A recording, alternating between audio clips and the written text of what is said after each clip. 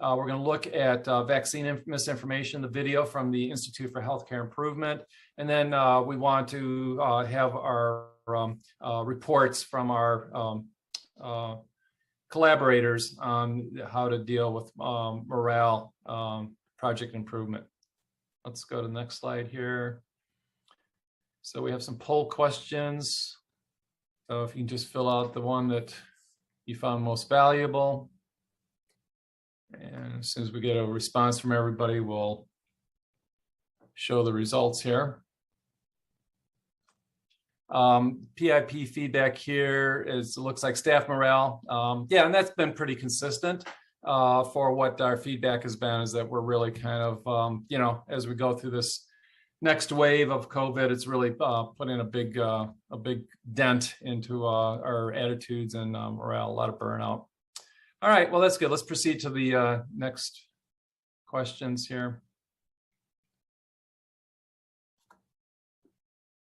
So this is just kind of speculative, but if you want to put in the chat box, you know, what do you see in the next 6 months? If you have another PIP that you're anticipating, and be honest, if you really say nothing, that might be an option too, which, you know, would be good. Yeah, great. So Cindy's talking about teamwork. I think we're going to find a little bit more about that today. About teamwork, the handoff, the falls is really important. So yeah, the falls is really almost like a quarterly thing that you need to address. Great, Mary Lou, the communication.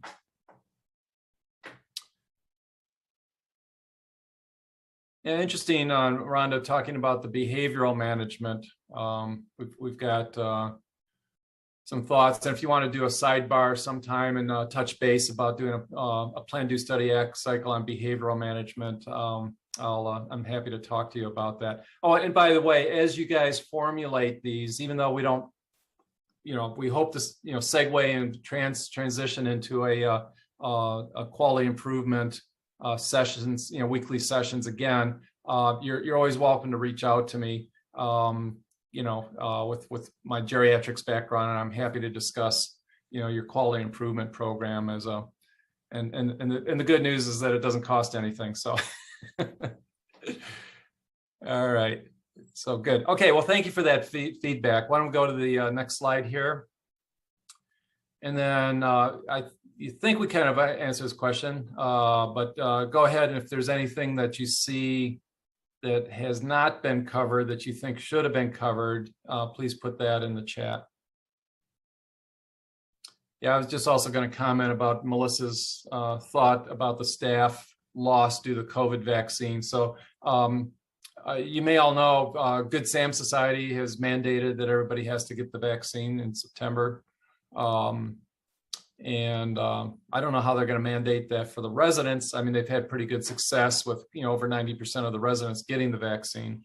But that would be an interesting question as to how they're going to deal with that. But yeah, so then there was an article, I think I mentioned this, that a Midwestern, I think it was a Midwestern nursing home mandated vaccines, and they lost 7% of the staff. So as leaders, if you are moving towards mandatory vaccination, you might want to consider, you know, that 7% drift and how you would handle that. All right, maybe we can go to the video here.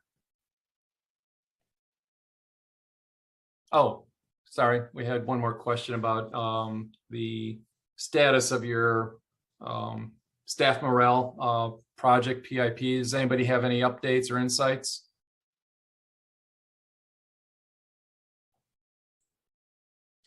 Some of the facilities that did send in homework that might be willing to share some. We had updates from Cheyenne Care Center. We had some from, of course, our mentor facilities, Wishick, Rosewood, and Missouri Slope. But we also had a fishbone sent in from Lutheran Home of the Good Shepherd in Rockford, and from Towner County, and from Ave Maria. So if any of you guys are on and could give us a brief update, that would be awesome.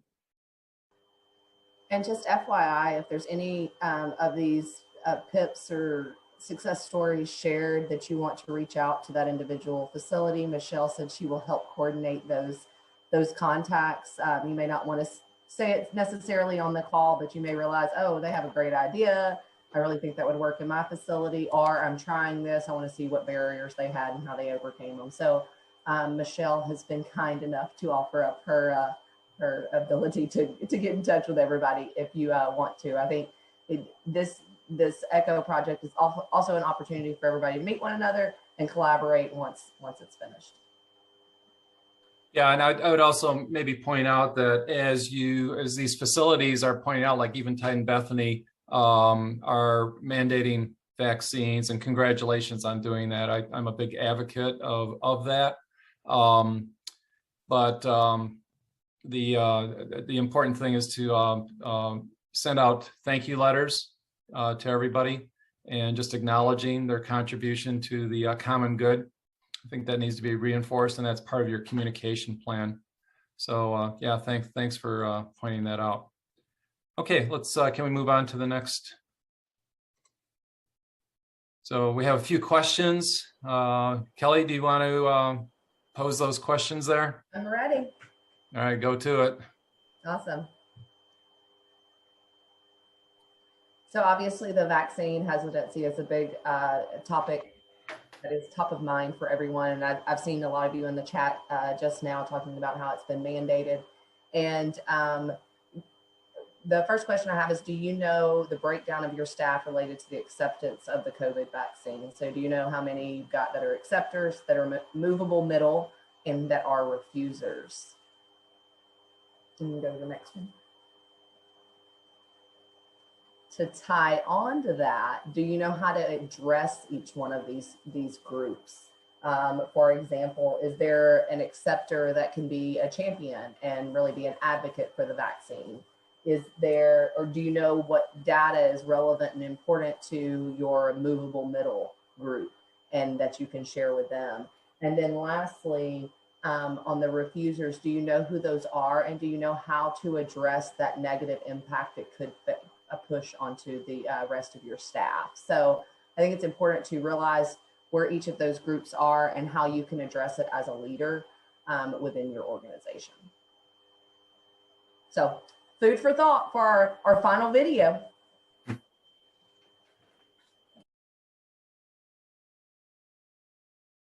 Hi, I'm Dr. Leslie Eber, and today we're going to talk about the COVID-19 vaccine, how to effectively deal with social media misinformation. These slides were developed by myself, Tara Rouse, and Erin Vignier. So let's get started. Social media has had a profound influence on the uptake of the COVID-19 vaccine and COVID-19 vaccine hesitancy. So first, I thought we'd talk about the difference between misinformation and disinformation. Misinformation is information that is incorrect, but is not spread to cause harm, whereas disinformation is spread to cause harm. We also want to talk about the paradigm that we're working in for the uptake of the COVID-19 vaccine. And here we see three distinct groups: the vaccine acceptors, the movable middle, and the vaccine refusers. And we know with the COVID-19 vaccine that this paradigm is really different. It's a pandemic. People are nervous about this vaccine. It was developed quickly. So we really need to keep that in mind. And here we see the breakdown of these three groups for the COVID-19 vaccine uptake. And vaccine hesitancy is really an attitude, not a behavior. We know that information is not usually sufficient to change behaviors. It really takes organizational culture and the trust between the facility, and residents and staff and family members. All of this will influence vaccine uptake. Social media will also have a profound influence, as we all know. So what are the strategies to move the middle towards acceptance of the COVID-19 vaccine? Of course, we want to eliminate any barriers and build trust based on knowledge about the vaccine's safety. But we also want to leverage social influences, role models, CNAs and nurses who really seem to resonate with our staff and families and residents, and motivational framing. And what about the vaccine detractors? How should we deal with that? We really want to minimize their negative effect by debunking the misinformation and also acknowledge the freedom of choice. Layering and customizing this approach for your facility is really the secret sauce of motivating people to accept the COVID-19 vaccine. So social media misinformation and disinformation has actually a lot of parallels with the COVID-19 vaccine virus itself. The COVID-19 virus spreads and how information spreads, there are many similarities. There are super spreader events for misinformation and disinformation, people with large platforms and many followers, and an example is hydroxychloroquine. And there really is an opportunity to immunize our staff and residents and family members against rumors and misinformation, letting them know that this is out there, preparing people, but not giving these rumors any legs to run. We don't want to go through all the rumors because sometimes that just makes people think about them more. So why does misinformation spread seemingly more quickly than correct information? Well, it's a novelty, and there's some status in sharing something cool and new and different, even if it's incorrect. So the strategies for addressing misinformation and disinformation on a personal level requires you to really kind of prepare yourself to have a plan. So, and this has really been a new set of skills that we've had to facilitate. So for me personally, I always kind of have to prepare myself when I realize that I'm going to have this discussion. Sometimes it takes me off guard, but not taking the misinformation personally is the first step. Sometimes I feel myself tense up and I feel my heart rate start going when people explain that they're not taking the vaccine because of the microchip that they know is in the COVID-19 vaccine. I really listen first. I show respect. People always want to be heard. And I really come in with the attitude to celebrate that that person is trusting me enough to have the conversation in the first place. Make sure that you remember that the goal is not to prove the person wrong. Nobody wants to feel that way. Try to assess why the information is resonating with the person and take the opportunity to redirect them to more trustworthy information and sources. Explain to them what you know medically. Offer to trade sources and ask them to consider, where's the information coming from? Is it gaining popularity because it's sensationalized? Is it a fact and has it been proven? Has it been endorsed by the scientists and medical communities that we trust? And then you want some phrases in your back pocket to make sure that you can engage in this communication and conversation effectively.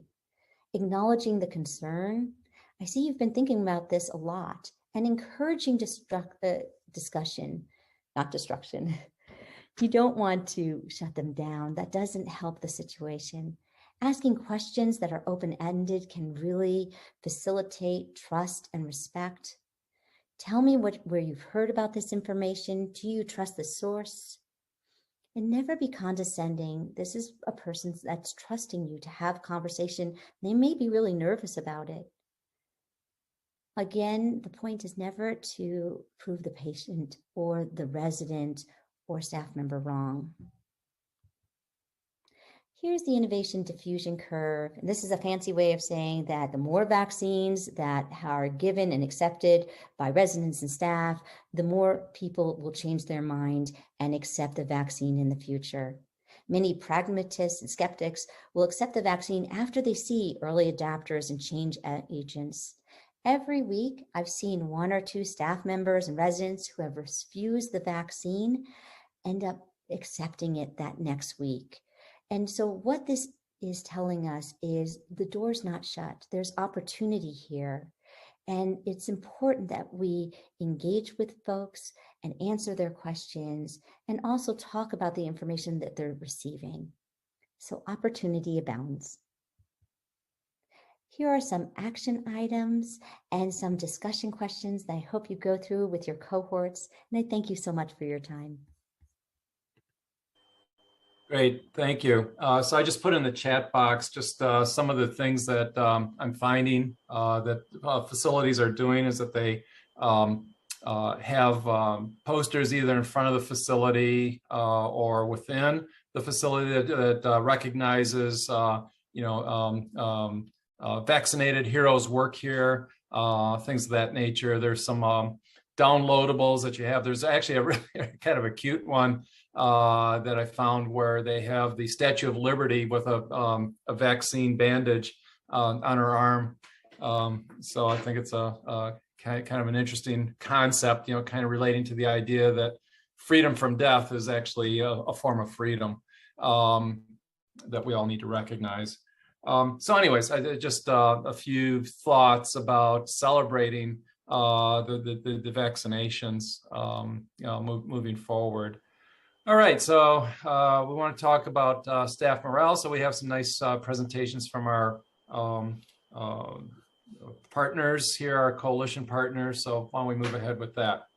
Yeah, and Dr. J, I think I'm sharing for one of the facilities. They weren't able to make the call today, but I just wanted to make one note on the vaccinations, and something that I've seen the facilities I work with on another project find successful is, we talk about finding that champion and that advocate for the vaccinations, but if they can really share their experience, a lot of them have changed their mind, like, oh, I don't need the vaccine, I don't need the vaccine, and then they end up very ill, or they have a family member that's very ill with the virus, and then they've changed their mind. And so if you have those staff members that are willing to share that experience and why they truly saw a difference and were able to change their mind, I think it's very valuable, because that's people standing side by side with them. And so it makes it relevant to them, and it's somebody they have a relationship with. So I encourage you guys, whenever you have someone who has tested positive, to see if they're willing to share that with their team members.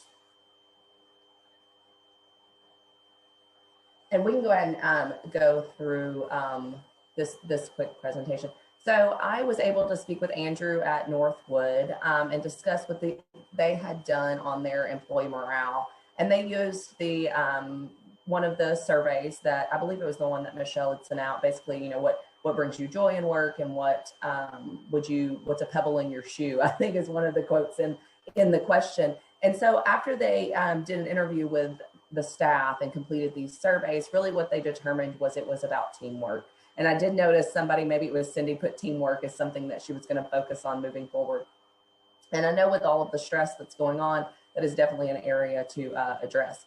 So what he was able to determine is that the PM shift had a higher incident of poor teamwork than the AM shift. And what they wanted to do is kind of kill two birds with one stone. They noticed that they were having a hard time confirming compliance with hand hygiene for staff and residents. And so they put a competition in place. They put a hand hygiene cart at the entrance of the dining room. And so every time it was meal service, the staff and the residents were required to stop and use that hand hygiene cart. Now, they may have washed their hands before they left the room. If the staff had just provided some sort of care, they probably washed their hands, but this was just a second chance to really to get it clean. And the competition was between the AM shift and the PM shift, and it improved staff and resident compliance. He had a camera. He strategically placed the hand hygiene cart, and so he could go back on his videos and actually audit these instances of completing hand hygiene. And during casual conversations with the staff, he's also determined that they enjoy this competition, and they're having fun with it. They get candy bars each week if they win the competition. So that's kind of the intervention that was put in place. And I tried to break this down just to kind of give you an idea that it is a PDSA cycle. It was, and you look at it, we talk about small tests of change, and this was a small test. It was just when entering and exiting the dining room. So you can go to the next slide. And then monitoring. As I mentioned, he put video recordings, and he would monitor 2 times per week for one meal. And he would alternate whether it was what meal service it was, what day of the week it was, to make sure he got a variety. And at the baseline, the AM shift was at 100% compliance and the PM shift was only 30%. And after a few weeks, the AM shift was still at 95 plus compliance. And I will say that one of the biggest reasons he said that that has been an issue, it's not necessarily the staff, but it's also the residents that were messing with that number. And then the PM shift had improved to 100% compliance. So not only is the PM shift working together better as a team because there's this competition, but just imagine the how much better the residents are maintaining their hygiene by taking these steps. So what they're going to do now is they're going to complete this employee morale survey again. It'll be 6 weeks after they've been doing this program to determine the effectiveness of that program. So a couple of recommendations that Andrew and I discussed is one is to go to that AM shift and one, observe how they go through their day to see why their teamwork may be better. They may have a better checklist to go through the day, or they may assign certain duties to certain members. There may be something that they're doing a little different than the PM shift that makes their team work better. And also just have those conversations with them. Why do you think you work well as a team? And then try to implement some of those processes or steps with the PM shift. And then the other recommendation was to make sure that you interview the staff again to determine the effectiveness of that program. So overall, I think they're doing a great job. They found something that was able to build the employee morale and teamwork and make it fun and also benefit staff and residents by focusing on hand hygiene.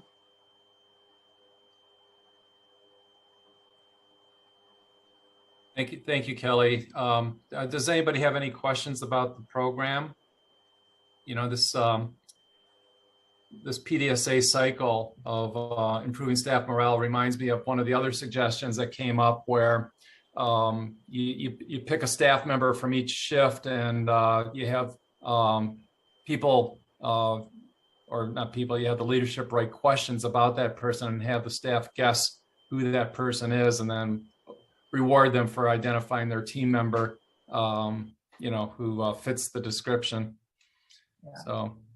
Mary Lou, I see your question in the chat. No, the AM staff, he said he was monitoring the staff and the residents, and he had a couple of residents that were consistently refusenicks, as Dr. Jurovich said sometimes, with completing hand hygiene. And so what he's really encouraging the staff to do on those folks is they have, it's a hand washing station. It has hand sanitizer in it. It has hand sanitizer wipes in it. And so he's encouraging the staff, those residents who are the refusenicks, to grab that hand sanitizer wipe and hand it to them as they walk in to try to combat that decline. And when they set their baseline, I guess it was a different, that maybe those residents weren't coming through then or something to that. Yeah, and I think it's important to point out that not to really pass judgment on these folks that are the refusenicks. They just may not know because of cognitive impairment. I'm in my geriatric clinic in Fargo. I'm 100% with all my Alzheimer's patients not being able to wear a mask. You know, it's like halfway down, half mask, whatever. Oh, and I just want to share with you a very kind of professional story. You know, in geriatrics, we deal with a lot of dizziness, right? Lightheadedness and dizziness. And one of the tests that we do, you may be familiar with, is called the Dix-Hall-Pike maneuver. You know, that's where you turn your chin and lay the patient back with their head dangling over the side of the clinic exam table. And I can tell you, in 30 years of practice, I've never seen a positive test until yesterday, which I was so excited about, having witnessed this positive test, that the enthusiasm just passed on to the patient and his wife, proclaiming that this is the most amazing thing that they, you know, it was a medical discovery from their point of view. Because the point is that maneuver helps, you use it to habituate the process of, you know, that causes the dizziness because of stones in the inner ear. But again, it just reminds me of the idea of being persistent and the value of persistence, that it will deliver results for you in the long run. And same thing with the vaccination program, just being persistent, quality improvement, being persistent are just really highly valuable to getting you to a higher level. All right, can we go to the next slide, please? Yeah, so we want to kind of look forward. Firstly, the Great Plains QHA, Quality Health Associates, and our mentors, Jean Rowland and Michelle Lochner, are available. I think many of you have worked with them in the past, so they remained available. Please consult the Dakota Geriatrics website as we produce materials. We continue to have different series and educational opportunities. We're going to be talking about geriatric syndromes coming up in September. These are monthly presentations to allied health professionals. And so if you're interested in the what we call age-friendly framework and proper assessment and management of geriatric syndromes, take a look at that website, and you can we're more than happy to have you get on board. It also includes CEUs and continuing accreditation. Also, we're going to have on September 20th a presentation for deprescribing and long-term care. So again, that's going to be posted on the Dakota Geriatrics website. And then what we'd like to do is just get feedback from you. So feel free, not necessarily today, but in the, if you want to drop us an email, you can go to the Dakota Geriatrics website and find the link for the email and let us know kind of what your needs are. Like, I'm still thinking about this issue with having organized or systematic training of the CNAs, doing small presentations. If that seems to be worthwhile from your point of view, let us know. Yeah, so thank you, Sarah, for